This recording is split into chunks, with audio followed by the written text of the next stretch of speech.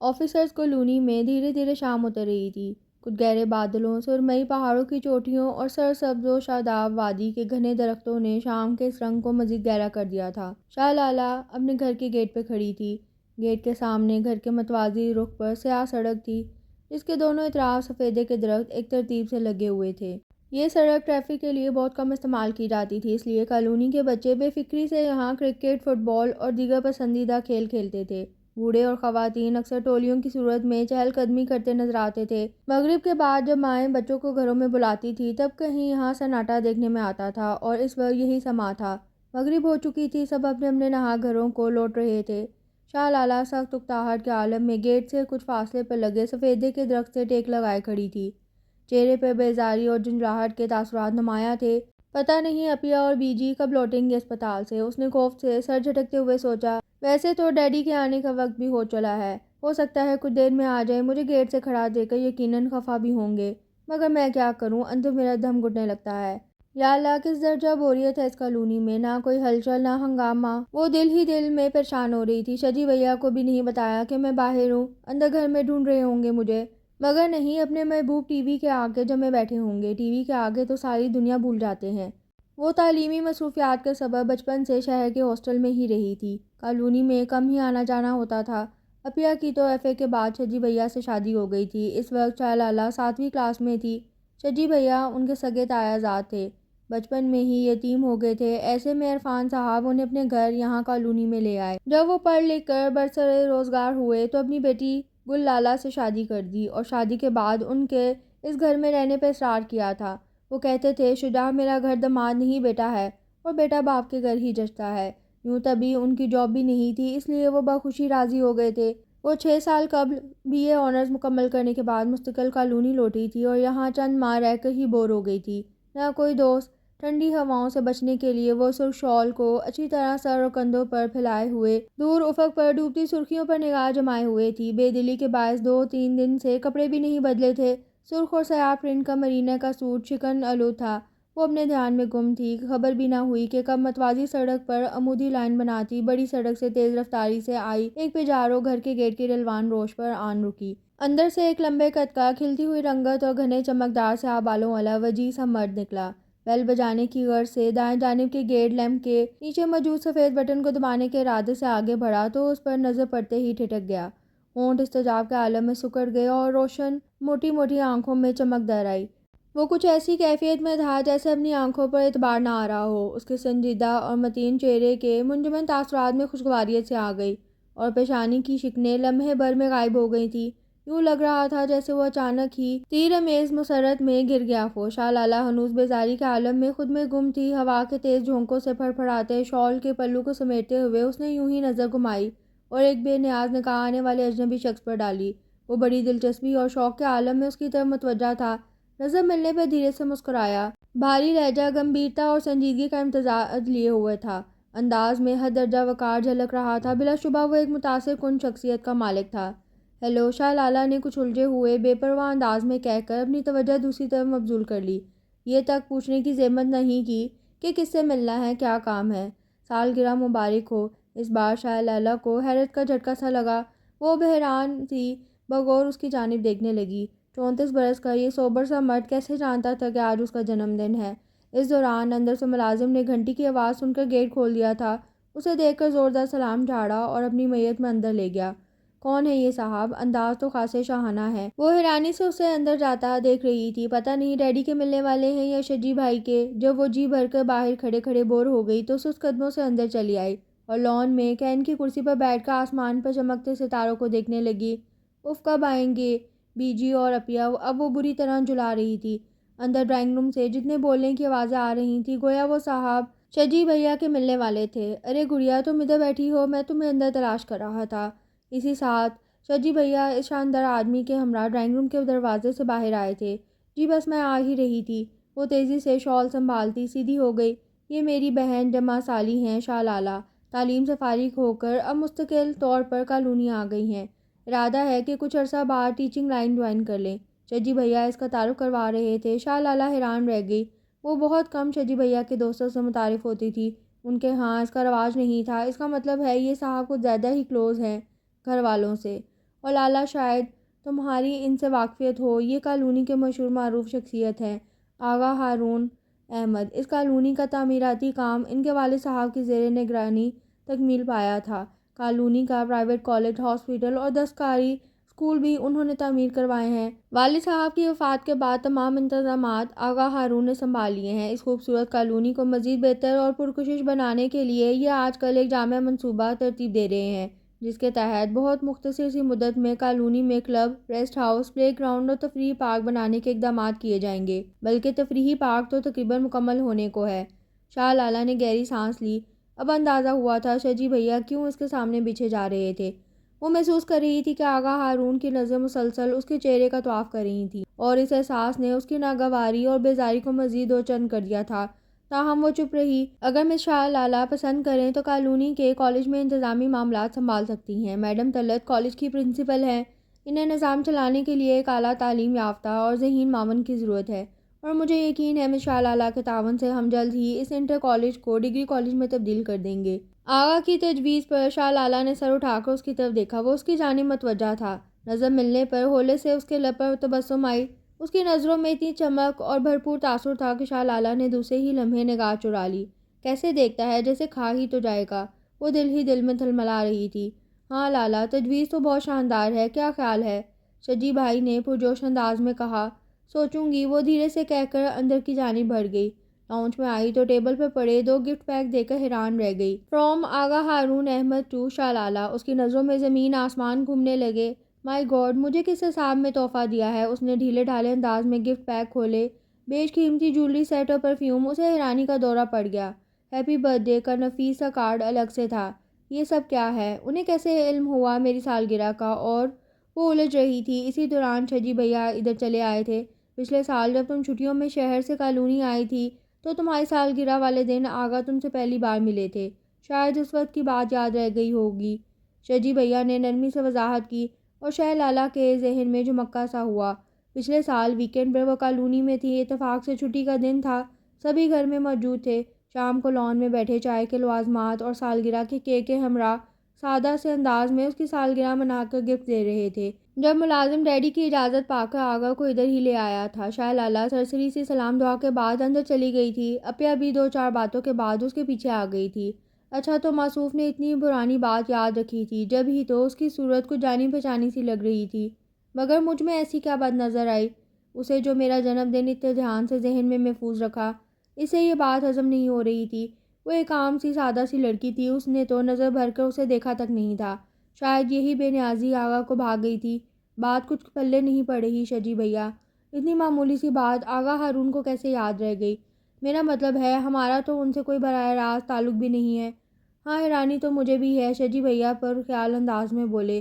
وہ میرا دوست بھی ہے، مگر بڑا موڈی، من موجی اور الگ مزاج ہے۔ کالونی میں اس کا بہت رعب اور دبدبہ ہے، ظاہر ہے اتنی اونچی حیثیت ہے۔ ڈیڈی بھی اس کی خوب آؤ بھگت کرتے ہیں۔ کالونی والے اس سے حد درجہ خائف رہتے ہیں، اس کی خوشنودی کے لیے کوشاں رہتے ہیں۔ وہ بہت کم کسی کو لٹ کر آتا ہے، بس اپنی ہی دنیا میں رہتا ہے۔ آپ یہ گفٹ واپس کر دیتے بھائی جان نہ پہچان بڑی خالہ سلام۔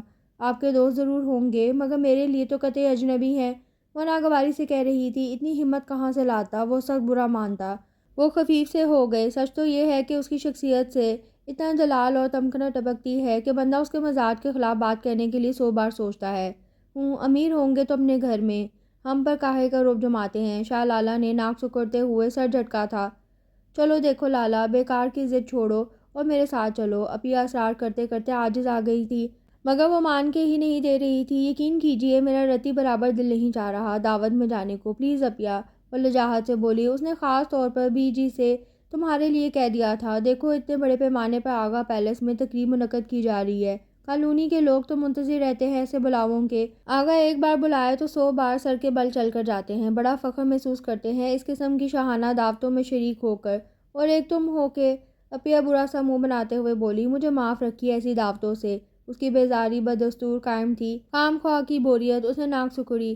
ایک تو تم ہر شے سے بہت جلدی بور ہو جاتی ہو۔ اپیا سے چھونے لگی۔ میں چاہ رہی تھی تمہاری تھوڑی سی آؤٹنگ ہو جاتی، پھر کالونی کے دیگر معززین سے ملاقات بھی ہو جاتی، دل بہل جاتا تمہارا۔ بھئی سیدھی سی بات ہے، مجھے وہ بندہ ہی نہیں اچھا لگتا۔ عجب پراسرار سی شخصیت ہے۔ پھر اس کی گیدرنگ سے مجھے کیا واسطہ، اور اپیا کو ہار ماننی پڑی۔ شام کو شجی بھیا، اپیا اور ڈیڈی دعوت پر چلے گئے۔ بیجی اس کے خیال سے گھر پر ہی رک گئی تھی۔ وہ ٹائم پاس کرنے کے لیے لاؤنج میں ٹی وی کے آگے جم گئی۔ صوفے پر نیم دراز ہو کر پروگرام دیکھتے دیکھتے یوں ہی ذرا دیر کو اونگ آ گئی۔ فون کی تیز بیل پر وہ ہڑبڑا کر اٹھ بیٹھی۔ وال کلاک پر نظر گئی تو حیران رہ گئی۔ وہ گزشتہ 1.5 گھنٹے سے محو خواب تھی۔ کمال ہے، پتہ ہی نہیں چلا۔ وہ چپل گھسیٹتی لابی میں رکھے فون کی طرف بڑھی تھی۔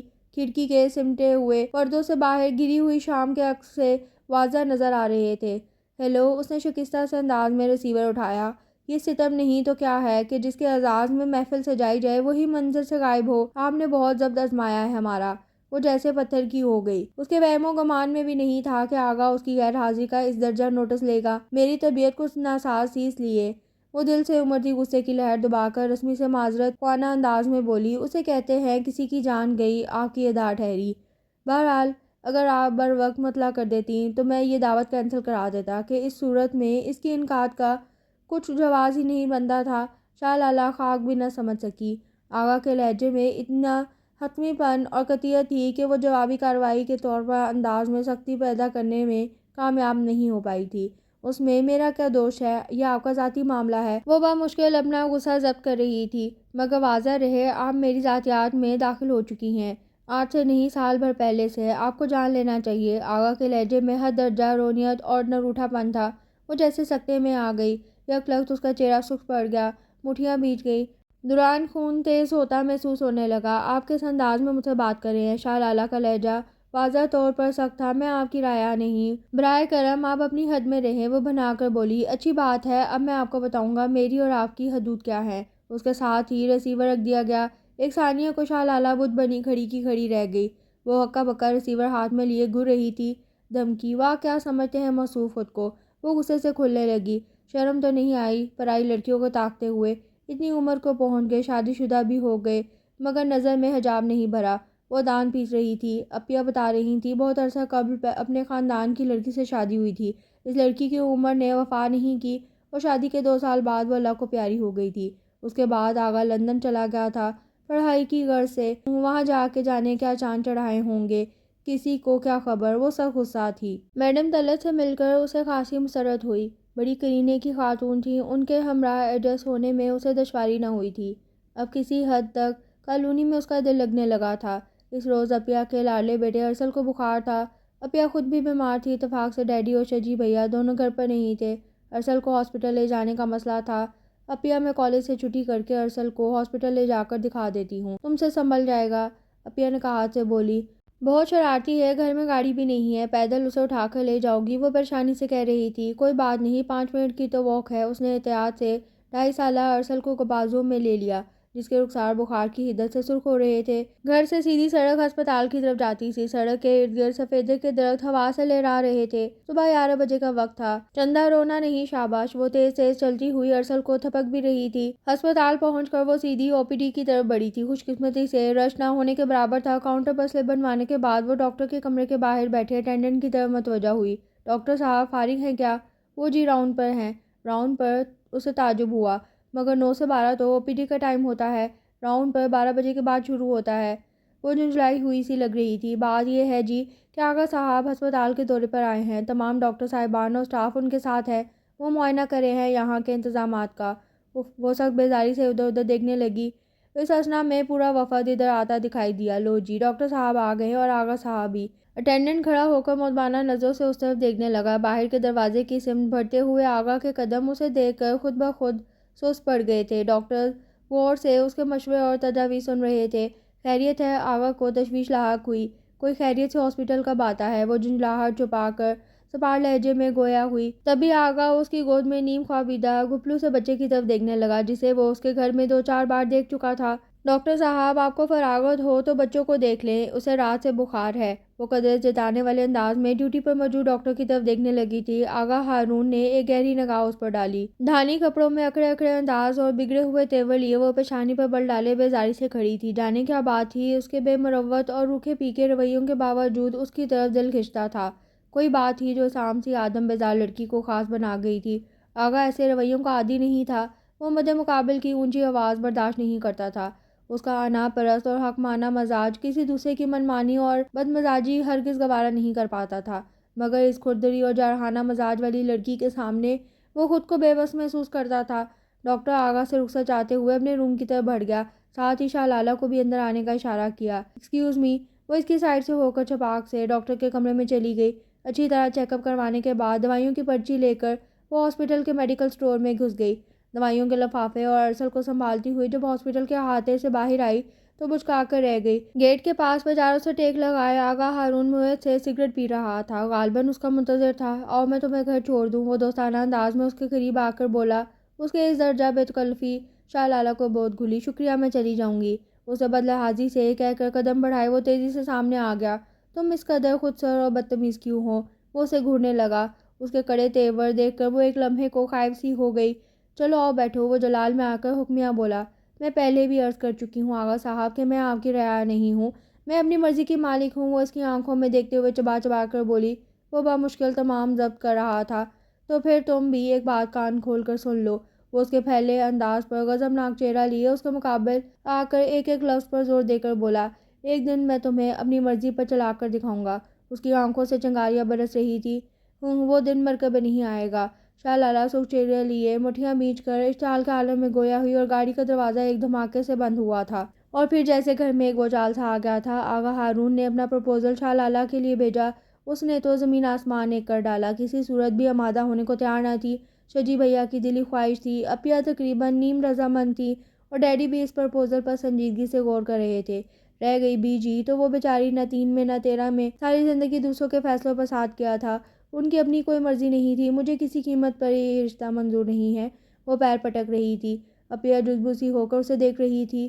بھئی آخر کوئی معقول وجہ بھی تو ہو انکار کی۔ وہ اس کے انکار کو اس کی نادانی پر محمول کر رہی تھی۔ اس طرح کے نواب ٹائپ لوگ بڑے عیاش اور مغرور ہوا کرتے ہیں، صرف اپنی میں کو اہمیت دینے والے، اور میرا ایسا لوگوں کے ساتھ گزارا نہیں ہو سکتا۔ اس نے صاف کہہ دیا۔ آغا ہارون ایسے نہیں ہیں، بس ذرا کم گو ہیں اور لیے دیے رہتے ہیں۔ تمہیں بہت خوش رکھیں گے، اتنی چاہ سے رشتہ مانگا ہے۔ کتنے ہی گھرانے امیدوار تھے اپنی بیٹیوں کے لیے، مگر آغا نے شادی کے لیے پیش رفت نہیں کی۔ تم نے ان کا کفر توڑا ہے خدا خدا کر کے۔ اسی بات سے تو مجھے سازش کی بو آتی ہے، لالہ نے زور دے کر کہا۔ آخر ایسی کیا بات دیکھ لی ہے انہوں نے مجھ میں؟ کالونی میں کتنی ہی حسین و ذہین اور سلیقہ مند لڑکیاں موجود ہیں، میں تو ان کے مقابلے میں کچھ بھی نہیں ہوں، اتنی عام سی لڑکی ہوں، کوئی ہیرے موتی نہیں جڑے۔ بات ساری یہ ہے کہ آغا صاحب انتقامی کارروائی کے طور پر یہ قدم اٹھا رہے ہیں۔ وہ عادی ہے رعایا کو اپنے سامنے سر جھکانے کے۔ میں نے ان کی حاکمیت نہیں مانی تو انہوں نے یہ طریقہ سوچ لیا میری تذلیل و تحقیر کرنے کا۔ وہ اپنے موقف پر مضبوطی سے قائم تھی، لہجے میں بلا کا طنز اور زہریلا پن تھا۔ تم غلط سوچ رہی ہو، وہ تو بہت پہلے سے، جب تم سے ملے تھے تب سے متاثر تھے، اور یہی تو سوال ہے اپیہ کہ کیوں متاثر ہوئے؟ مجھ میں تو ایسی کوئی بات نہیں ہے۔ اپیہ جھلائی گئیں، تبھی انہیں نظر آ گئی ہوگی کوئی ایسی بات۔ بعض اوقات کسی کو پسند کرنے کی کوئی خاص وجہ نہیں ہوتی، بس یوں ہی کوئی شخص من کو بھا جاتا ہے۔ جس طرح کسی کو پسند کرنے کا کوئی ریزن نہیں ہوتا، اسی طرح بعض اوقات یوں ہی کوئی شخص بلا وجہ ہمیں برا لگنے لگتا ہے، کوئی واضح سبب نہ ہونے کے باوجود ہم اس کو پسندیدگی کا مقام دینے سے قاصر رہتے ہیں۔ میرے معاملے میں آپ یہی سمجھ لیجئے۔ وہ اطمینان سے بولی۔ مجھے وہ صاحب پسند نہیں ہیں، مجھے تو سیدھے سادے عام سے اپنے جیسے صاحب گو لوگ اچھے لگتے ہیں۔ وہ کندھے اچکا کر مزید گویا ہوئی۔ یا خدا، اپیہ نے سر تھام لیا۔ تم تو سچ سچ ٹیڑھی کھیر ہو۔ خبر بھی ہے تمہارے بھیا اور ڈیڈی اس رشتے کے کتنے حمایتی ہیں؟ اپیہ بگڑ کر اسے دیکھنے لگی۔ بھلا بتائیں تو اپنے آب و اجداد کے خاندانی نام اور دولت کے علاوہ موصوف کے پاس اور کون سی خوبی ہے؟ وہ استحضاء سے بولی۔ ہاں، ایک اور پوائنٹ موصوف کے حق میں جاتا ہے کہ شکل و صورت کے اچھے ہیں، اس کے علاوہ مزید کوئی چاند تارہ ان کی شخصیت پر ٹکا دکھائی نہیں دیتا۔ معاف کیجئے گا اپیہ، اس درجہ مغرور اور خود پرست شخص سے اپنی قسمت پھوڑنے کا میرا کوئی ارادہ نہیں۔ آپ بھیا اور ڈیڈی سے کہہ دیجئے گا، وہ اٹل لہجے میں بولی۔ شجی بھیا اس کے انکار پر بہت پریشان دکھائی دے رہے تھے۔ وہ آغا کنسٹرکشن کمپنی میں ایک اہم عہدے پر فائز تھے، اس حساب سے آغا ہارون ان کا باس بھی تھا۔ پھر کالونی میں آغا کی اپنی ایک مستحکم اور انفرادی حیثیت تھی جسے چیلنج نہیں کیا جا سکتا تھا، اور ان کے حساب سے آغا کے رشتے میں کوئی ایسا عیب بھی نہیں تھا۔ دیکھا جاتا تو شاہ لالہ کے لیے بہترین پرپوزل تھا، اور خدا جانے انہوں نے کتنی شادیاں کر رکھی ہوں گی شجی بھیا۔ ایک تو وہ ہے جو ہم سب کے علم میں ہے، لندن 5 برس ان کا قیام رہا ہے، وہاں 2-3 تو ضرور ہی کر رکھی ہوں گی۔ جب دولت گھر کی لونڈی ہو اور اختیار بھی ہو تو کون کافر پارسائی کا دامن تھامے رہے گا؟ بھئی مجھے تو کچھ سمجھ میں نہیں آ رہا، کہاں جاؤں، کیا کروں؟ 2 ٹوک انکار مجھ سے کسی طرح ممکن نہیں۔ ڈیڈی بھی اپنا پلو بچا گئے ہیں، انہوں نے فیصلے کی سلیب میرے کاندھوں پر رکھ دی ہے۔ شجی بھیا سخت ٹینشن میں تھے۔ دیکھو تم ایک بار پھر سوچ لو۔ وہ التجائیہ نظروں سے اسے دیکھنے لگے۔ ہزار بار بھی سوچوں تو یہی نتیجہ نکلے گا شجی بھیا۔ اسے ٹھنڈی سانس لیتے ہوئے نفی میں سر ہلایا۔ یقین کیجیے میرا دل نہیں مانتا اس پرپوزل کے علاوہ۔ آپ جہاں چاہیں جس شخص کے ساتھ چاہیں رشتہ جوڑ دیں، میں ایک لفظ نہیں کہوں گی مگر یہاں نہیں۔ وہ اس درجہ لجاجت سے گویا ہوئی کہ شجی بھیا کو ہتھیار ڈالنے پڑے۔ انہوں نے گول مول سے نرم انداز میں بالآخر شاہ لالہ کا موقف آغا تک پہنچا دیا۔ آغا سن کر کتنی ہی دیر تک سوچ میں ڈوبا رہا۔ شجی بھیا دھڑکتے دل سے آغا کے تاثرات جاننے کی کوشش کر رہے تھے کہ کہیں وہ ناراض تو نہیں ہو گیا۔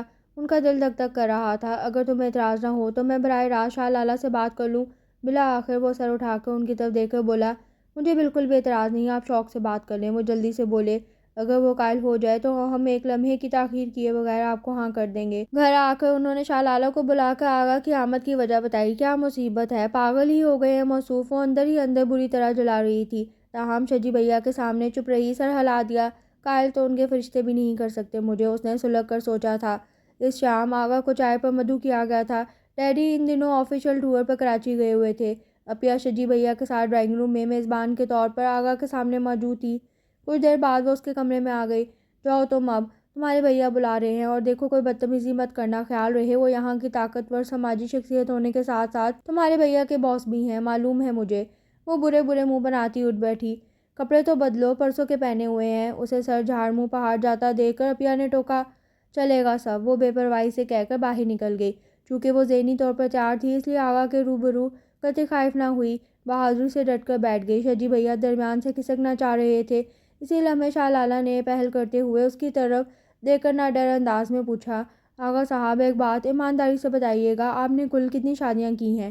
اس کے انوکھے سوال پر شجی بھیا ہکا بکا رہ گئے۔ اس کے بدلحاظ تیور الگ انہیں گڑبڑا دے رہے تھے۔ انہوں نے دہل کر آغا کی طرف دیکھا۔ اس کی پیشانی پر سلوٹیں نمودار ہو گئی تھیں، موٹی موٹی چمکدار آنکھوں میں غضب کی سرخیاں ہلکورے لینے لگی تھیں، تاہم جب بولا تو لہجہ ہر درجہ پرسکون تھا۔ ایک 18 برس کی عمر میں بابا جان نے خاندان کی لڑکی زینب سے کی تھی، پھر اس کی وفات کے بعد انگلینڈ میں قیام کے دوران انگریز لڑکی سے شادی کی تھی، مگر یہ تعلق چل نہیں سکا۔ شادی کے 6 ماہ بعد باہمی رضامندی سے طلاق ہو گئی۔ یہ انکشاف شاہ لالہ کے لیے تو تحریک کا باعث تھا ہی، خود شجی بھیا بھی دھک سے رہ گئے۔ ان کے گمان میں بھی نہیں تھا کہ آغا 2 شادیاں کر چکا ہے، تو گویا اب مجھ سے شادی رچانے کا ارادہ ہے۔ اس کی حد درجہ بدلحاظی پر آغا بری طرح بے چوتاب کھا رہا تھا۔ شجی بھیا بھی برہمی سے شاہ لالہ کو دیکھ رہے تھے، اس سے تو بہتر تھا وہ سامنے ہی نہ آتی، خواہ مخواہ بات بڑھا کر آغا کے غصے کو ہوا دے رہی ہے۔ ہاں، آغا نے اس کی آنکھوں میں آنکھیں ڈال کر اٹل انداز میں کہا۔ وہ اس کے جارحانہ تیوروں کی تاب نہ لاتے ہوئے نگاہ چرا گئی۔ آپ نے یہ کیسے سوچ لیا کہ میں سر جھکا کر آپ کے حرم میں چلی آؤں گی؟ اس نے بدلحاظی کی انتہا کر دی۔ اب کہ آغا کا ضبط پارا پارا ہو گیا، وہ سرخ چہرہ لیے اٹھ کھڑا ہوا۔ دس از ٹو مچ۔ وہ آگ بگولا ہو کر بیرونی دروازے کی طرف لپکا۔ شجی بھیا آغا آغا کرتے رہ گئے تھے۔ یہ تم نے کیا کیا؟ انہیں ناراض کر دیا؟ شجی بھیا کے لہجے میں غصہ تھا۔ جاؤ انہیں روکو، نادان لڑکی، اس درجہ اپروچ فل بندے کو للکارنا سراسر بے وقوفی ہے، ہم کل کو کسی مصیبت میں بھی گر سکتے ہیں، جاؤ انہیں روکو۔ شجی بھیا کے تیور شاہ لالہ کو کنفیوز کر گئے۔ وہ اپنی ضد بھول کر باہر کی طرف لپکی۔ بات سنیں، وہ گیٹ سے نکلنے کو تھا جب شاہ لالہ تقریباً بھاگتی ہوئی اس کے سامنے آ گئی۔ آغا کو رکنا پڑا۔ اس نے غصے سے سرخ ہوتی آنکھوں سے شاہ لالہ کی جانب دیکھا۔ اندر چلیں پلیز، میرے راستے سے ہٹ جائیں محترمہ، اتنی تواضع کافی ہے۔ وہ نہایت سختی سے گویا ہوا، اگر آپ کو میری کوئی بات بری لگی ہے تو مجھے اس پر افسوس ہے۔ وہ اسے ٹھنڈا کرنے کی غرض سے عجلت سے بولی۔ اس کے اس درجہ شیریں انداز لہجے میں آغا کو موم بنا گئے۔ اسے یقین نہیں آ رہا تھا کہ یہ وہی لڑکی ہے جو کچھ دیر پہلے اپنی تحقیر آمیز استہزائیہ انداز سے اس کو آتش فشاں بنا گئی تھی۔ یوں آزمائش بن کر میرے سامنے نہ کھڑی ہوا کرو، میں ضبط کھونے لگتا ہوں۔ نرمی سے اس کا بازو تھام کر ایک طرف کرتے ہوئے وہ خوابدیدہ لہجے میں گویا ہوا۔ اس کی نظروں کی تپش اور لمس کی حدت شاہ لالہ کے رخساروں پر خون چھلکا گئی۔ وہ فطری حجاب کے حصار میں آ گئی، پلکیں جھک گئی تھی اور ساری تراری لمحے بھر میں ہوا ہو گئی۔ پھر وہ سر جھٹک کر تیزی سے اس کی گرفت سے نکل کر ایک طرف ہو گئی۔ آغا گمسم سا بے خود کھڑا اس کو نگاہ کے ذریعے دل میں اتار رہا تھا۔ میں پھر آؤں گا میری زندگی، وہ اس کے سامنے ہولے سے جھک کر مخمور لہجے میں بولا، تمہیں ہمیشہ کے لیے اپنا بنانے کے لیے۔ شاہ لالہ بری طرح چونک کر اس کو گھورنے لگی۔ حیا کے لمس کی میٹھی میٹھی دہکتی ہوئی مدہوشی پل بھر میں رفو چکر ہو گئی تھی۔ آپ کی یہ خواہش کبھی پوری نہیں ہوگی، وہ بنا ہی تو گئی تھی۔ یہ تو وقت بتائے گا۔ آغا کا انداز بہت چیلنجنگ تھا۔ وہ بل کھا کر رہ گئی۔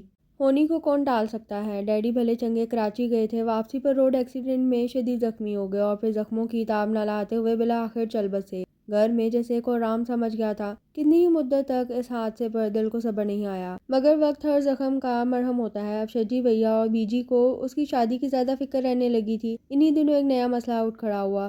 آغا کنسٹرکشن کمپنی کی نئی برانچ لاہور میں کھولی گئی تھی۔ اس کا انتظام سنبھالنے کے لیے شجی بھیا کو اس برانچ کا ہیڈ بنا کر لاہور ٹرانسفر ہونے کے آرڈر آ گئے۔ ظاہر ہے عپیہ اور ارسل بھی شجی بھیا کے ہمراہ لاہور جا رہے تھے، کیونکہ یہ ٹرانسفر مستقل بنیادوں پر کیا جا رہا تھا۔ ایسے میں شاہ لالہ کی رہائش کا مسئلہ تھا۔ لاہور جانے پر وہ آمادہ نہیں تھے اور یہاں کالونی میں اسے اکیلا چھوڑنا شجی بھیا کے لیے ممکن نہیں تھا۔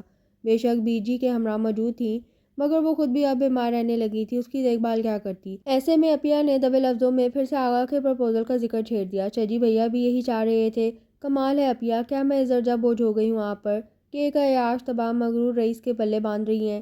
اس کے حرم کی زینت بنانے کے لیے وہ چیخ پڑی تھی، آنکھوں میں پانی اترنے لگا تھا۔ عپیہ تڑپ گئی، اٹھ کر اس کو گلے سے لگا کر پیار کرنے لگی۔ ہم تمہارا برا ہرگز نہیں چاہ رہے میری جان، تمہارے مزاج اور عادت کو سامنے رکھ کر آغا کے پرپوزل پر غور کیا ہے۔ بے شک تمہارا اعتراض بجا ہے کہ وہ پہلے سے 2 بار شادی کر چکا ہے، مگر جان وہ باتیں اب پرانی ہو چکی ہیں، قصہ ختم۔ وہ تمہیں اپنے دل کی رضا میں گھر میں بسائے گا تو ظاہر ہے ہر طرح کے نخرے بھی اٹھائے گا، تم جو چاہو گی ناز سے منوا لو گی۔ ایسے سنجیدہ مزاج اور روٹ سے بندے جب محبت کرنے پر آتے ہیں تو انتہا کر دیتے ہیں۔ وہ تمہیں ہر طرح سے خوش رکھے گا۔ اس پہلو کو مد نظر رکھتے ہوئے ہم نے اس کی سابقہ شادیوں کو نظر انداز کیا ہے۔ تم بھی سب یہی کرو، دل سے جھٹک دو۔ عپیہ اسے پیار سے سمجھا رہی تھی۔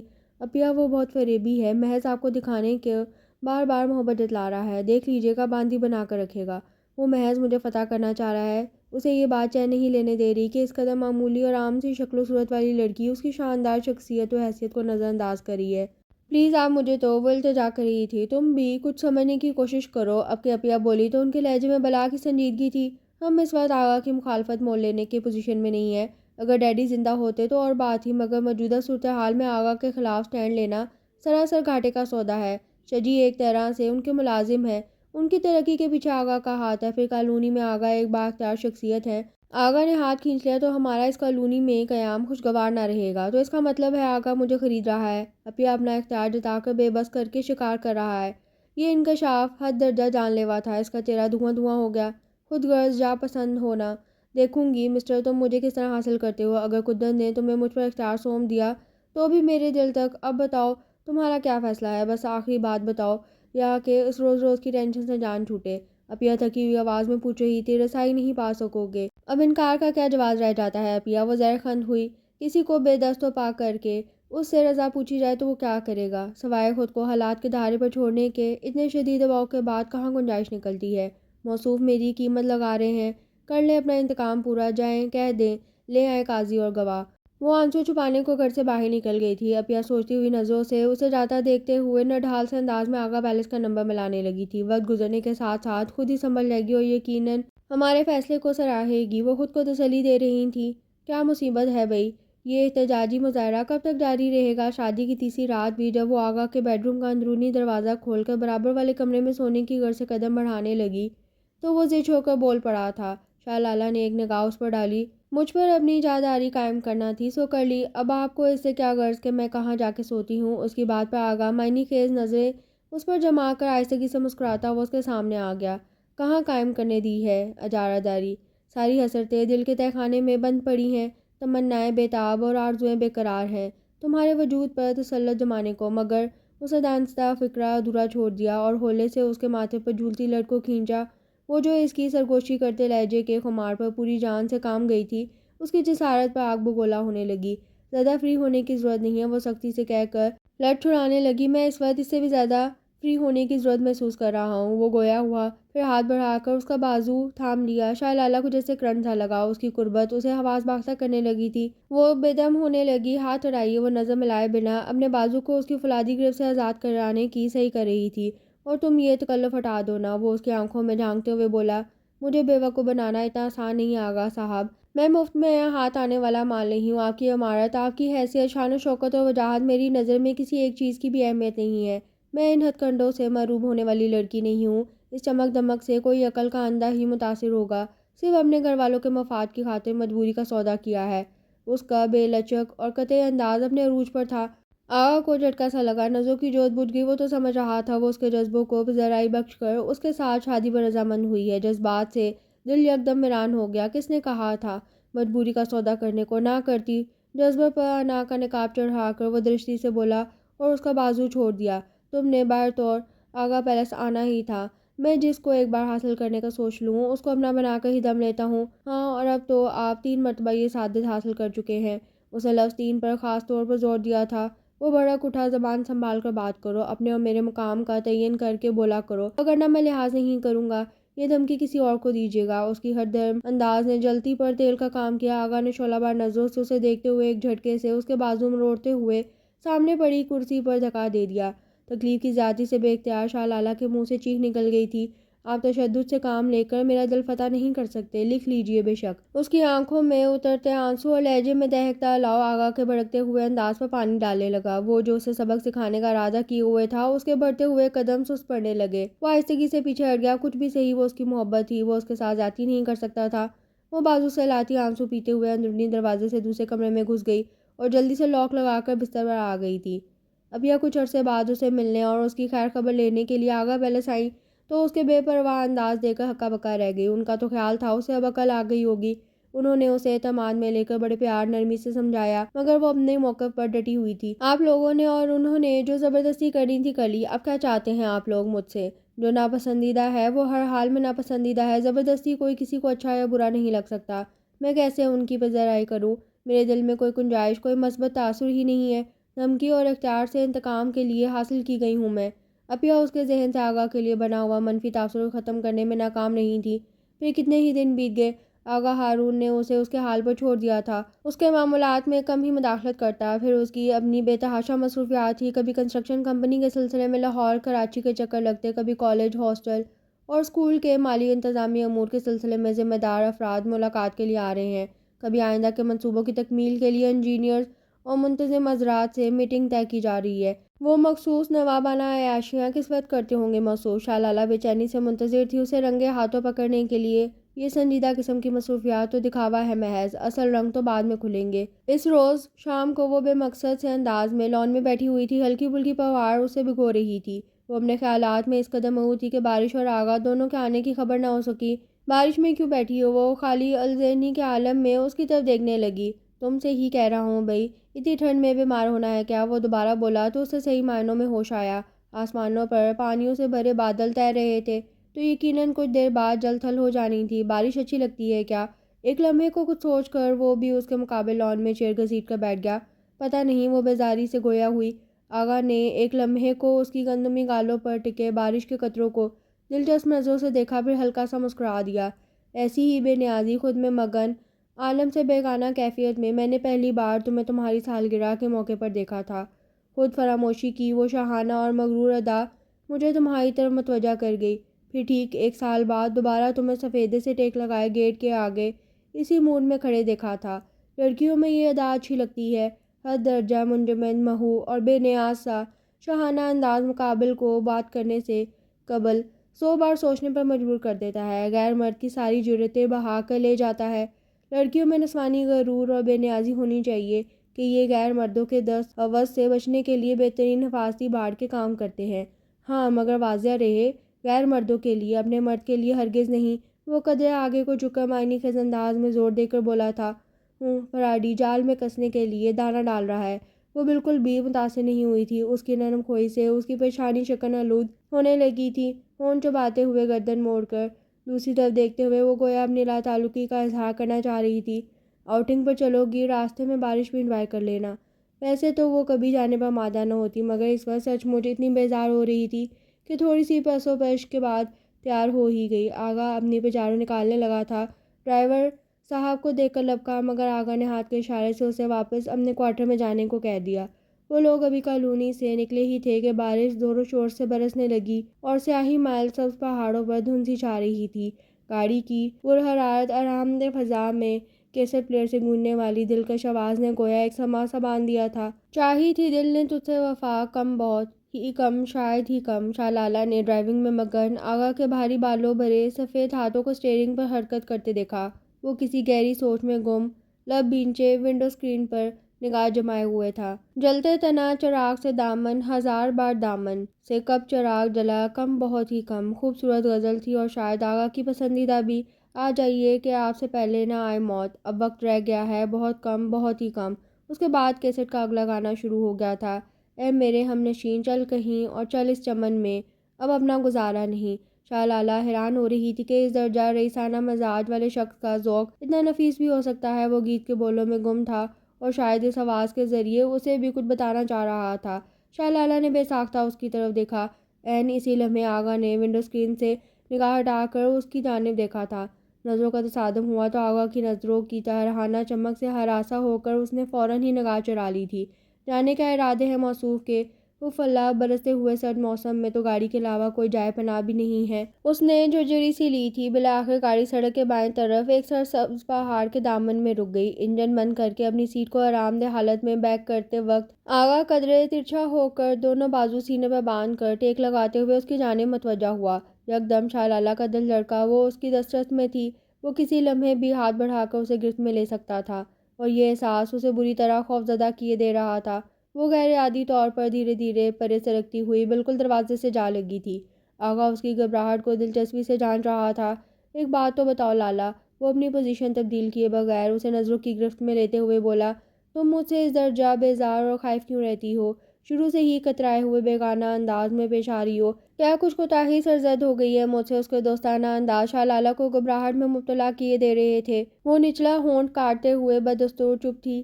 یہ رویے شادی سے پہلے بار طور کسی قدر قابل قبول تھے، مگر اب اس طرح کی بیگانگی، رکھائی اور جھنجھلاہٹ کے مظاہرے بے سبب نہیں ہو سکتے۔ اگر مجھ سے کچھ شکایت ہے تو کھل کر کہو، میں ہر طرح کی وضاحت دینے کے لیے تیار ہوں، بشرط یہ کہ تمہارا دل مطمئن ہو سکے۔ آغا کا لہجہ اپنا یہ جگا رہا تھا۔ وہ اب بھی کچھ کہنے سے قاصر رہی۔ اگر تمہیں میرے شادیاں کرنے پر اعتراض ہے تو اس سلسلے میں اپنی جگہ درست پر ہوں۔ پہلی شادی ہوئی تو خدا نے بیوی کو اپنے پاس بلا لیا، دوسری جگہ کی تو نبھ نہیں سکی۔ وہ تو میری اور آپ کی کون سا ملتے ہیں؟ وہ چیخ کر بولی۔ آغا ذرا سا مسکرا دیا۔ تمہاری ذات میں ایک مضبوطی ہے، تم اس درجہ پر اعتماد اور اٹل شخصیت کے طور پر سامنے آئی ہو کہ مقابل خود بخود تمہارے کردار کی پاکیزگی اور پختگی کی قائل ہو جاتا ہے۔ مجھے فیصلہ کن نیچر رکھنے والی، زندگی کی آنکھوں میں آنکھیں ڈال کر جینے والے لوگ بہت انسپائر کرتے ہیں کہ ایسے لوگ اپنے چیلنجنگ طبیعت سے کام لے کر ناممکن کو بھی ممکن بنا دیتے ہیں۔ میں خود بھی ایسا ہی ہوں، ہاں، مگر تم میں کچھ اضافی اوصاف ہیں جو نباہ کی راہ میں حائل ہو رہے ہیں۔ تم ضدی اور کچھ ہٹیلی سی ہو، جو بات ایک بار دماغ میں بٹھا لو اسے آگے نہیں سوچتی، اور یہ چیز بہت نقصان دہ ہوتی ہے۔ بندے کو لچک اور گنجائش ضرور رکھنی چاہیے، خصوصاً عورت کو اپنے شوہر کے مقابل ہر دھرمی انا پرستی اور بدمزاجی کا مظاہرہ نہیں کرنا چاہیے۔ اس کی ذو معنی نظروں کے جواب میں وہ جذبوں سی ہو کر ادھر ادھر دیکھنے لگی تھی۔ کیسے تاک تاک کر تیر چلا رہے ہیں، جانتے ہیں، تاکہ اس وقت میں سب کچھ دیکھنے سننے پر مجبور ہوں۔ وہ بے نیازی دکھانے کو کھڑکی کی طرف گردن موڑ کر دیکھنے لگی۔ باہر ایک تواتر سے بارش ہو رہی تھی۔ اسی لمحے اسے قیمتی مردانہ پرفیوم اور سگریٹ کی ملی جلی خوشبو اپنے بہت قریب محسوس ہوئی۔ وہ اکھلا کر گردن موڑی تو سٹپٹا کر رہ گئی۔ آغا اس کے قریب جھک کر اس کا ہاتھ تھامنے کو تھا۔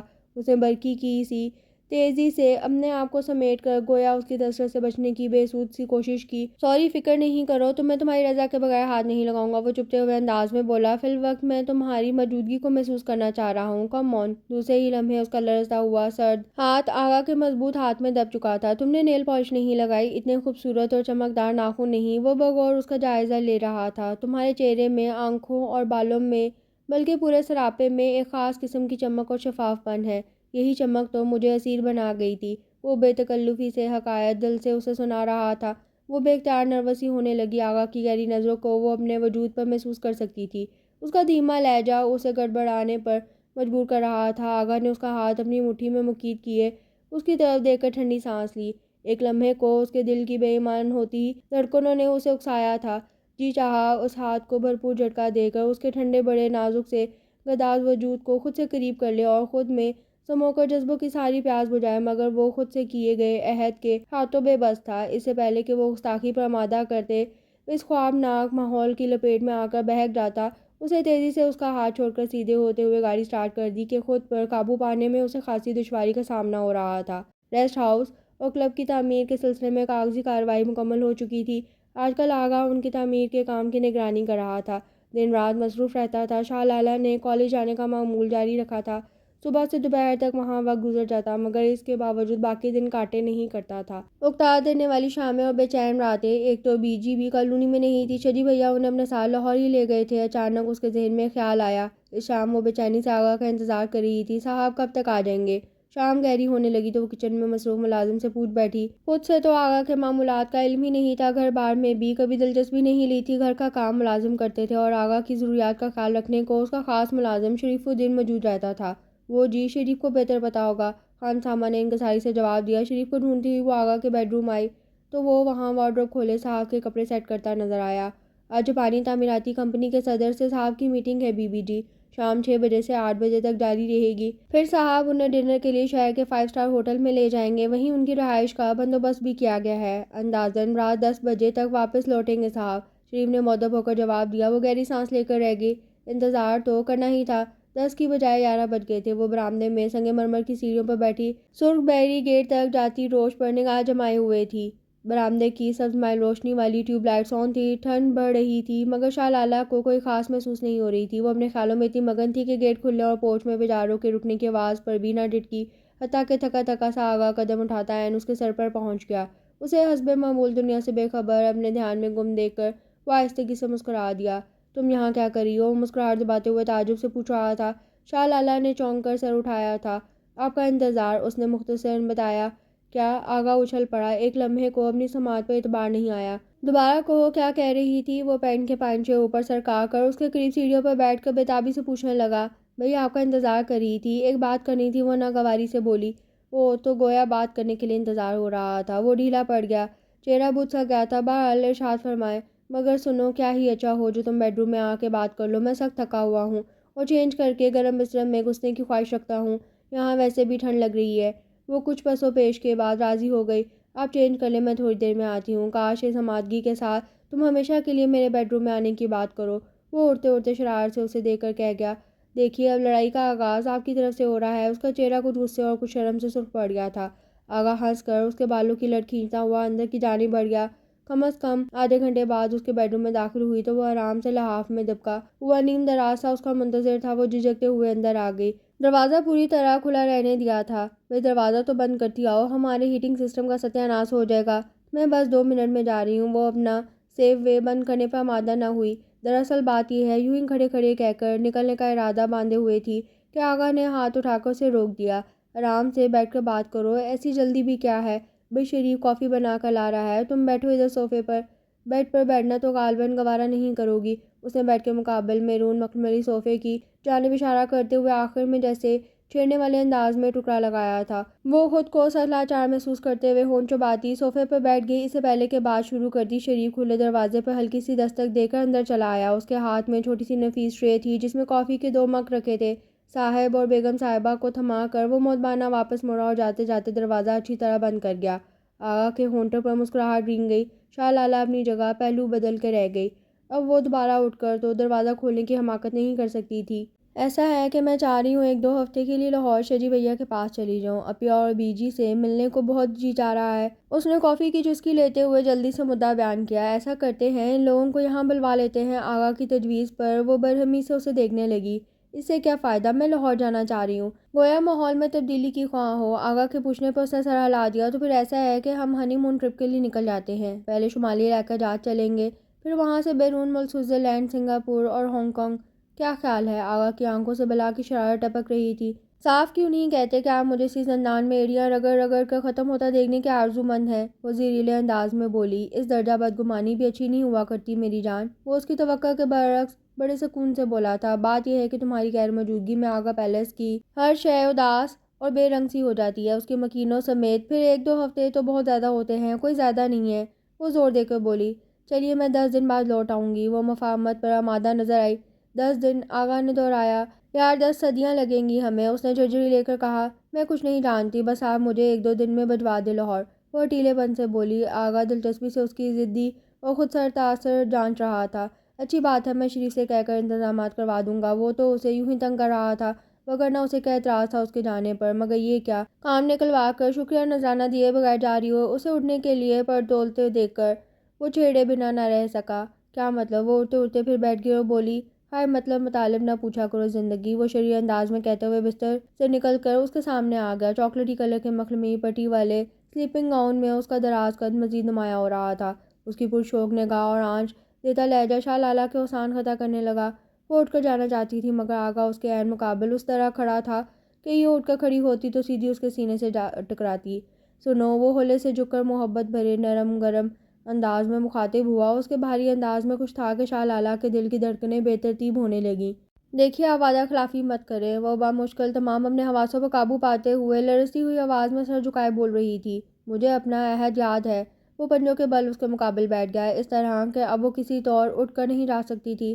مگر یار، تم بھی تو اب سزا میں ترمیم کرو کچھ، یہ انتظار جان لیوا بنتا جا رہا ہے۔ 6 ماہ سے کنویں کے قریب رہ کر پیاسا ہوں۔ اس کا دھیما جذباتی لہجہ بے قابو سا ہو رہا تھا۔ شاہ لالہ کی ٹانگیں کانپنے لگی، ہونٹ خشک ہونے لگے، اس کا جسم ہولے ہولے لرز رہا تھا۔ وہ اتنا قریب تھا کہ لمحے کے 1000ویں حصے میں یہ صورت اسے چھو سکتا تھا۔ اس کی آن دیتی قربت شاہ لالہ کے رخسار جلائے دے رہی تھی۔ وہ دونوں ہاتھ مروڑتی ہوئی بری طرح سٹپٹائی ہوئی تھی۔ مجھے جانے دے پلیز۔ جانے کس طرح جرأت سے کام لے کر وہ کہہ پائی تھی۔ جواب میں وہ چپ چاپ بھرپور نظروں سے اس کے خد و خال کا جائزہ لیتا رہا۔ لالہ پلیز اب بس کرو۔ بہت دیر بعد اس کی سرگوشی نے سکوت توڑا۔ مان جاؤ نا، وہ اپنے بے قابو ہوتے جذبات پر بند باندھے ہنوز حد پار کرنے سے خود کو باز رکھے ہوئے تھا، اور وہ بے در لہجہ اس کا ضبط آزما رہی تھی۔ آپ ضد و زبردستی سے کچھ بھی حاصل نہیں کر سکتے۔ اس کے سحر انگیز لہجے کے خمار سے وہ اندر سے کمزور پڑنے لگی تو حفاظتی دیوار اٹھاتے ہوئے ایک دم جھنجھلا کر پھٹ پڑی تھی۔ آغا کا چہرہ پھیکا پڑ گیا۔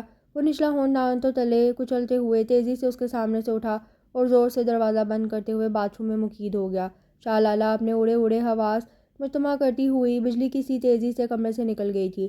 لمحوں کا جادو زائل ہوا تو وہ اپنی کمزوری پر خود کو تیزی سے لعنت ملامت کرنے لگی۔ ابھی تک دل کی دھڑکنیں معمول پر نہیں آئی تھیں۔ بہت شاندار گھر ہے آپ کا، وہ تعریفی نظروں سے پورا گھر گھوم پھر کر جائزہ لے رہی تھی۔ کمپنی کی طرف سے ملا ہے، عفیہ خوشی خوشی بتا رہی تھی۔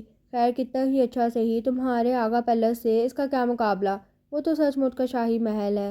چھوڑیں، وہ عفیہ کے ستائشی انداز پر منہ بنا کر بولی۔ مجھے تو قید خانہ لگتا ہے، ویران، اداس اور بے جان سا۔ شجی بھیا نے اسے 2 دنوں میں سارا لاہور گھما دیا تھا۔ اس بار وہ بڑی گہری نگاہ سے اپنا اور شجی بھیا کی ازواجی زندگی کا جائزہ لے رہی تھی اور بہت ساری باتوں کے انکشافات اب ہو رہے تھے۔ وہ چونکہ شروع سے شہر کے ہاسٹل میں رہتی تھی، اس لیے گھریلو معاملات سے خاصی حد تک بے بہرا تھی۔ پہلی بار اس نے دیکھنے والی نگاہ سے معاملات دیکھے اور بچکاس ہی رہ گئی۔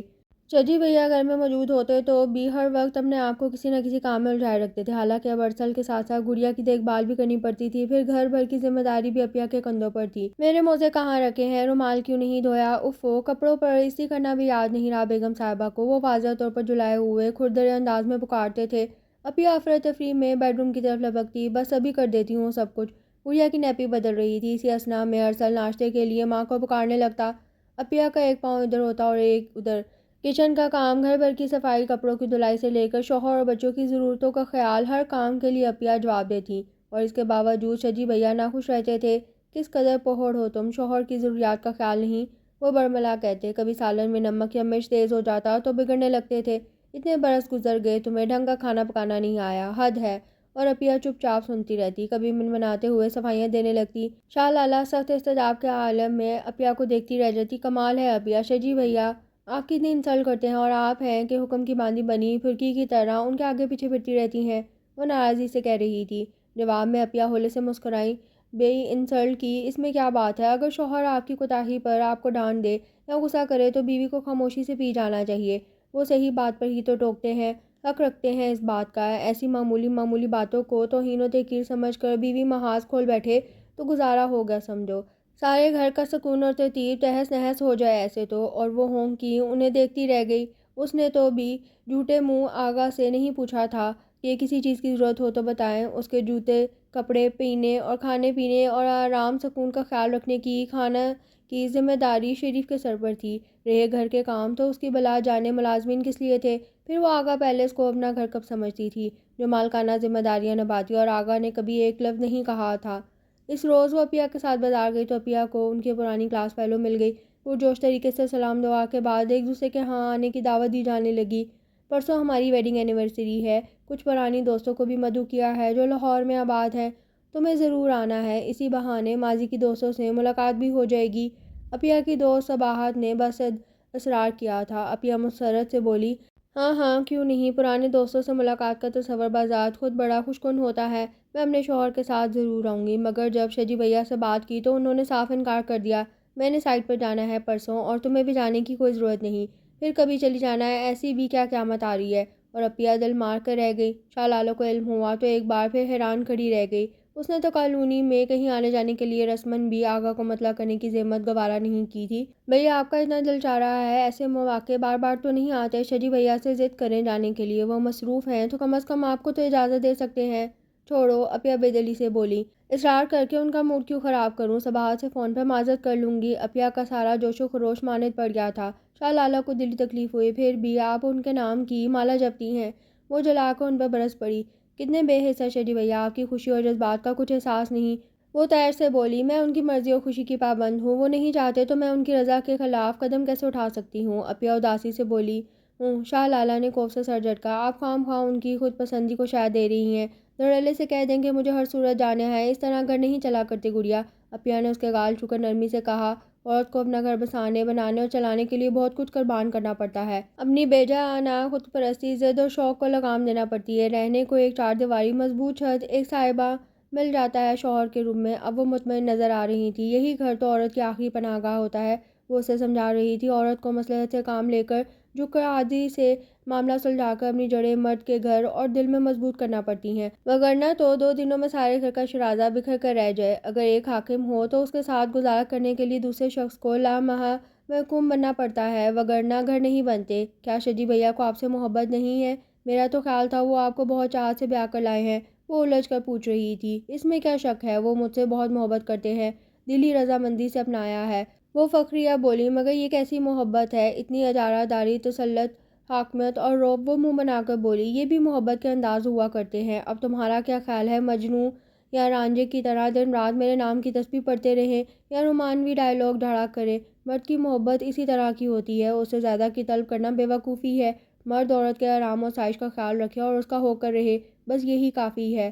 رہا رعب، غصہ اور حاکمیت، تو مشرقی مرد میں یہ اوصاف تو شروع سے موجود رہے ہیں، ان سے کیا الجھنا۔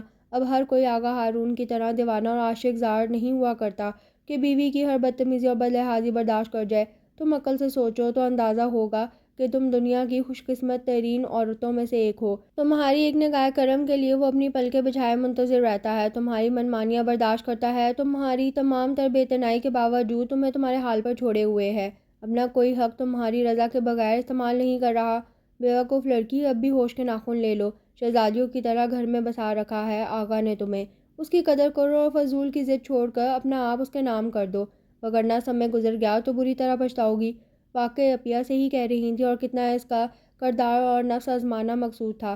اتنی مدت بیت گئی تھی، اگر اس کے کردار میں کوئی جھول ہوتا تو اب تک سامنے آ جاتا، اور اس کے برعکس اس کی نرم خوئی مصلحت پسندی، اپنے کام سے لگن نے اس کی شخصیت کے مثبت پہلو ہی اجاگر کیے تھے۔ وہ کس درجہ اس پر مہربان تھا، اپنی طبیعت کے برعکس محض اس کی خوشنودی کے لیے خود پر جبر کرتا تھا۔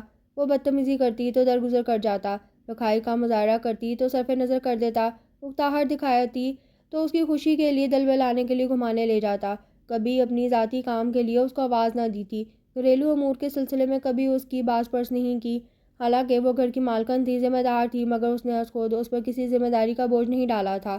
اپیا کی ازواجی زندگی کے معاملات سے موازنہ کیا جاتا تو وہ ایک لحاظ سے آغا پیلس میں ٹھاٹھ سے زندگی گزار رہی تھی، ہر قسم کی الجھن، پریشانی، ذمہ داری اور جواب طلبی سے آزاد رہ کر وہ پوری رات اپنا احتساب کرتی رہی۔ 10 دن مکمل ہو چکے تھے اس کے قیام کو۔ آغا تقریباً روز ہی فون پر اس کی خیریت دریافت کرتا تھا۔ رات کو ہی فون پر اس نے بتایا تھا، میں کل صبح کی فلائٹ سے آ رہا ہوں تمہیں لینے، شام کی فلائٹ سے ہم واپس آ جائیں گے۔ اور صبح پوری تیاریوں سمیت وہ اپیا کے روبرو کھڑی تھی۔ شجی بھیا آغا کو ایئرپورٹ ریسیو کرنے کی غرض سے جا چکے تھے، اور کسی لمحے بھی بس آنے والے تھے۔ اپیا، مجھے اب اپنی غلطی کا احساس ہو گیا ہے، وہ سر جھکا کے بولی۔ دراصل میرے ذہن میں شروع سے یہ تاثر رہا تھا کہ امیر کبیر، جاگیردار، وڈیرے، نواب اور رئیس قسم کے لوگ ہر قسم کی اخلاقیات سے عاری ہوتے ہیں، عیاش طبع، بے حس، خود غرض اور مغرور، عام لوگوں کو اپنی رعایا خیال کرتے ہیں، اور ان کا کوئی کردار نہیں ہوتا، اور میں انجانے میں آغا کو بھی اسی ٹائپ کا بندہ سمجھ بیٹھی تھی، اسی لیے شروع سے اس سے گریزاں رہی تھی۔ کچھ اس کے رویے کی سختی اور رعب اور حاکمیت پسندی کو میں اس کی شخصیت کا حصہ سمجھ کر مزید اس سے کترانے لگی تھی۔ ایسے میں اس کے پرپوزل نے میرے تن بدن میں آگ لگا دی۔ میرا خیال تھا وہ محض مجھے نیچا دکھانے کے لیے اتنی عام سی شکل و صورت والی لڑکی کی طرف بڑھا ہے۔ بس اس طرح کی غلط فہمیوں نے مجھے اس تک پہنچنے سے روکے رکھا۔ بہرحال گزرتے وقت نے میرے خدشات دھو ڈالے ہیں اور اب مجھ پر یہ حقیقت واضح ہو گئی ہے کہ پانچوں انگلیاں برابر نہیں ہوتی۔ ضروری نہیں ہے کہ ہر امیر آدمی بد کردار اور نفس پرست ہو۔ آخر وہ لوگ بھی تو انسان ہوتے ہیں۔ کوئی درندہ صفت ہو نہ شام بھیڑیے تو نہیں ہوتے جو ہم ان کے بارے میں بدگمان رہتے ہیں۔ اچھے برے لوگ تو ہر طبقے میں موجود ہوتے ہیں۔ پھر بدنیتی اور عیاشی کا الزام محض رئیسہ اور عمرہ پر ہی کیوں عائد کیا جائے؟ ان میں بھی تو نیک طبیعت کے انسان دوست اور مخیر لوگ موجود ہوتے ہیں۔ سچ شکر کہ تمہیں عقل آ گئی، وگرنہ میں تو مایوس ہو چلی تھی تمہارے طور طریقوں سے۔ عطیہ نے مسکراتے ہوئے اسے گلے لگا لیا، پھر گڑیا کے رونے کی آواز سن کر اندر لپکی۔ اسی لمحے کھٹکے کی آواز پر شاہ لالہ نے پلٹ کر پیچھے دیکھا اور جیسے اس کی روح فنا ہو گئی۔ آغا کے چہرے پر شعلوں کی لپک تھی اور آنکھوں سے غضب کی چنگاریاں برس رہی تھیں۔ بہت خوب، بالآخر وہ پھنکارتے ہوئے بولا، تو یہ تھی تمہارے گریز کی وجہ؟ بھلا کب کب تم نے مجھے کسی برے فعل میں یا ایسی ویسی خواتین سے باتیں کرتے دیکھا تھا، یا کسی غریب سے وحشیانہ سلوک کرتے دکھائی دیا تھا تمہیں؟ کیا میرے روم فریج میں بوتلوں کی قطاریں بھی دیکھی تھیں، یا میری خوابگاہ سے کسی حسینہ کو برآمد ہوتے دیکھا تھا؟ بولو، جواب دو نا۔ آغا کی رگ رگ میں انگارے دوڑ رہے تھے اور اس کی شعلہ فشاں نظریں شاہ لالہ کو بھسم کر دینے کے در پہ تھی۔ ضبط سے وہ مٹھیاں بھینچے نچلا ہون دانتوں سے کچل رہا تھا۔ وہ اس درجہ غضبناک اور مائل ہے، وحشت تو کبھی نظر نہیں آیا تھا۔ شاہ لالہ کا چہرہ سفید پڑ گیا اور آنکھیں خوف سے پھیلنے لگی تھی۔ مجھ جیسے بد کردار، بد چلن اور اخلاقیات سے عاری رئیس کے پاس تم جیسی پارسا اور مقدس محترم ہستی کا کیا کام؟ اوکے، تم بخوشی یہاں رہو ہمیشہ کے لیے۔ اب مجھے تمہارے پلٹ کر آنے کا قطعی انتظار نہیں رہا۔ میری طرف سے تم آزاد ہو۔ یہ کہہ کر وہ آندھی طوفان کی طرح الٹے قدموں واپس چلا گیا تھا، اور شاہ لالہ کا تو وہی حال تھا کہ کاٹو تو بدن میں لہو نہیں۔ کیا ہو گیا آغا، اتنے غصے میں کیوں تھے؟ شجی بھیا وحشت زدہ سے بھاگے چلے آئے تھے۔ میں نے روک کر پوچھنا چاہا تو انہوں نے درشتی سے مجھے ایک طرف ہٹا دیا اور گیٹ سے باہر نکل گئے۔ وہ ناراض ہو گئے ہیں مجھ سے شجی بھیا، وہ بلک بلک کر رو دی۔ عطیہ بھی حواس باختہ سی دوڑی آئی تھی۔ صورتحال واضح ہوئی تو سر پکڑ کر رہ گئی۔ مجھے واپس بھجوا دے شجی بھیا، میں ابھی اور اسی وقت کالونی واپس جانا چاہتی ہوں۔ اس وقت کس طرح بھجوا دوں تمہیں؟ شام کی فلائٹ سے چلی جانا۔ شجی بھیا پریشانی کے عالم میں کہہ رہے تھے، تمہارا اس وقت جانا مناسب نہیں۔ آغا بہت غضبناک موڈ میں واپس لوٹے ہیں، فوری طور پر تمہیں سامنے دیکھا تو خدا نخواستہ معاملہ سنگین ہو سکتا ہے، ٹھہر کر جانا ہی بہتر ہوگا، تب تک ان کا غصہ بھی کچھ سرد پڑ جائے گا۔ عطیہ نے اسے صلاح دی تھی۔ سوئے اتفاق شام کی فلائٹ نہ مل سکی اور اس نے وہ پوری رات کاؤنٹر پر بسر کی تھی۔ دوسری صبح منہ اندھیرے وہ تیار ہو کر بیٹھ گئی تھی۔ شجی بھیا نے صبح 8 بجے کی فلائٹ سے اسے بھجوا دیا۔ شہر آ کر ٹیکسی کے ذریعے وہ کالونی پہنچی۔ شریف تمہارے صاحب کہاں ہے؟ اس وقت اس نے آغا پیلس پہنچتے ہی سب سے پہلے شریف الدین کو طلب کیا تھا۔ وہ جی میں خود بلا علم ہوں۔ شریف خاصا بکھلایا ہوا تھا، کل شام سے گھر نہیں آئے۔ ساری رات میں انتظار کرتا رہا، آج صبح 6 بجے کے قریب فون کر کے گھر کے حالات پوچھے تھے، مگر یہ نہیں بتایا کہ کہاں ہے، بس اتنا کہا کہ رات کو دیر سے لوٹوں گا۔ اوہ، تفصیل سن کر وہ بے قرار ہو گئی تھی۔ بہرحال اتنی تسلی تو ہو گئی تھی کہ رات کو لوٹ آئیں گے۔ نہا دھو کر تازہ دم ہو کر پہلی بار پورے آغا پیلس میں اوپر نیچے پھر کر اچھی طرح جائزہ لیا، صفائی ستھرائی اور دیگر انتظامی امور دیکھے، ملازمین کو کچھ ترامیم کے لیے ہدایات دی۔ شام کو کچن میں گھس گئی، 2-3 ڈشز شریف سے پوچھ کر صاحب کی پسند کی بنائی، پھر نئے سرے سے خود کو سجایا سنوارا۔ سرخ جھلملاتے نفیسے سوٹ میں یاقوت کا جڑاؤ سیٹ اور ہلکا میک اپ کیا، اس کی جبیں نرالی ہو گئی تھی۔ باغ سے بیلے کی کلیاں توڑ کر بالوں میں لگائی ہوئی تھی، گجرے بھی سجا لیے تھے۔ اب وہ جی جان سے روٹھے سیاں کے انتظام میں ٹہل رہی تھی۔ شریف کو اس نے اپنے کوارٹر میں جانے کا کہہ دیا تھا۔ میں خود ہی کھانے کے لیے پوچھ لوں گی صاحب کو۔ اس نے خود بھی ابھی کھانا نہیں کھایا تھا۔ وہ کتنی ہی دیر لان میں چہل قدمی کرتی، خود کو آنے والے وقت کے لیے تیار کرتی رہی۔ آغا کی سابقہ شوخیاں یاد آ رہی تھیں۔ وہ ایک لمحے جب اسے اپنی کمزوری کا احساس ہوا تھا، جب جسم و جان پر حدت سنسنی کی پھیلتی چلی گئی تھی۔ سنو، اس نے کس طرح جان کھینچ لینے والے انداز میں پکارا تھا کہ وہ پل پگھل گئی تھی۔ مان جاؤ نا، وہ سوچ سوچ کر نئے سرے سے محجوب ہوئی جا رہی تھی۔ شاید یہی محبت ہے، بے اختیار کر دینے والی، بے بس کر ڈالنے والی، اپنے جادو و اثر حصار میں لے کر کل عالم سے بیگانہ کرنے والی۔ واقعی محبت اچانک ہی ہوتی ہے اور قلب روح کو جکڑ لیتی ہے، خبر ہی نہیں ہونے پاتی، یہ لمحہ کب آن کر بھی جاتا ہے۔ محبت چھپ کے دل پر وار کرتی ہے۔ تقریباً 12:30 بجے خدا خدا کر کے اس کی جیپ آغا پیلس میں داخل ہوئی تھی۔ فوری طور پر سامنے نہیں جانا چاہیے، کیا خبر غضب سے بھر کر کچھ کر بیٹھے۔ وہ یہی سوچ کر کچن میں چلی گئی اور کھانا گرم کرنے لگی، پھر ٹرالی میں سجا کر دانسا وہیں موجود رہی تاکہ وہ جب تک پہنچ کر فریش ہو جائے۔ کھانا لے آؤ شریف۔ کچن میں انٹرکام سے اس کی تھکی ہوئی سپاٹ آواز ابھری تھی۔ آغا کے خیال کے مطابق شریف کو ہی کچن میں ہونا چاہیے تھا۔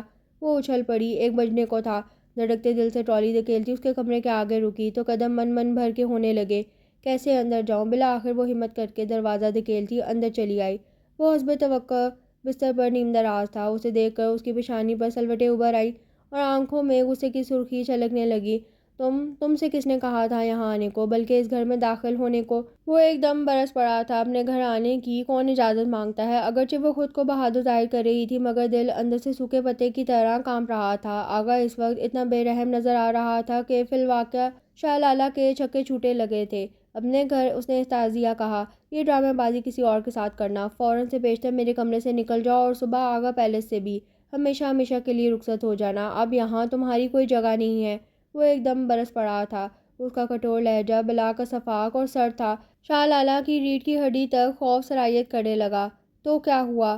آپ کے دل میں تو جگہ ہے نا میرے لیے، وہیں بسیرا کرنے کی اجازت مرحمت فرما دیں۔ آغا نے کڑے تیور لیے اسے گھور کر دیکھا۔ شاہ لالہ کے چہرے پر سراپے کی آرائش و زیبائش اور رویے میں سرتاپا مادگی اور سردگی سب تھی۔ کوئی ضرورت نہیں ہے مجھے بیوقوف بنانے کی۔ وہ برہمی سے رخ موڑ کر گویا ہوا، تم جا سکتی ہو اب کھانا تو کھا لیجیے، میں نے بھی آپ کے انتظار میں ابھی تک نہیں کھایا۔ وہ اس کا دھیان بٹانے کو جلدی سے بولی۔ آغا نے جواب نہیں دیا۔ نیم دراز ہو کر آنکھوں پر بازو رکھ کر گویا لاتعلقی کا اظہار کر رہا تھا۔ وہ حوصلہ جمع کرتی ہوئی بیڈ کے قریب آ گئی۔ اس کے سرہانے آ کر آہستگی سے جھک کر جھجکتے ہوئے اس کے سیاہ بالوں والے توانا سفید بازو پر ہاتھ رکھ کر ہٹانے کی کوشش کی۔ آغا کو جیسے کرنٹ چھو گیا تھا۔ کیا بدتمیزی ہے یہ! وہ خفگی سے بازو چھڑانے لگا۔ لہجے کی بے رحمی میں کچھ کمی آ گئی تھی۔ شاہ لالہ کو کچھ تسلی ہوئی۔ اس نے دوبارہ اس کا آہنی ہاتھ تھام کر جیسے اٹھانے کی صحیح کی۔ پلیز بس کریں نا، اب اٹھ جائیں، کھانا کھا لیں۔ تمہیں ہی نہ کھا جاؤں میں؟